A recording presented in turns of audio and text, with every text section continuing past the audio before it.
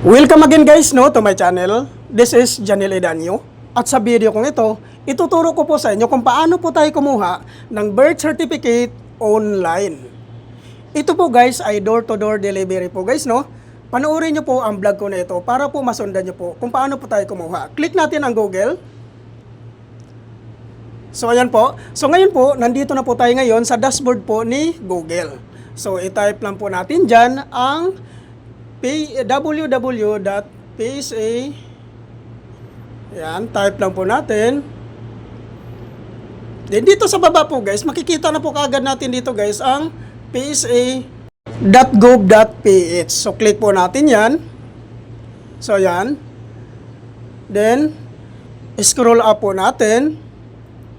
I-click po natin itong psahelpline.ph. Ayan po click po natin yan. Ngayon po, dito po, makikita po natin yung naka-highlight dyan na green po. So, i-click po natin yan ang order now.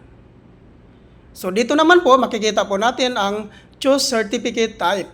So, nandyan po nakalagay ang birth certificate, marriage contract, sinumar, or death certificate. So, which is birth certificate yung kukunin natin, i-click po natin itong birth certificate. Then, after na maklik natin, click din natin yung mga box na yan. So, kailangan naka-blue po yan. Then, scroll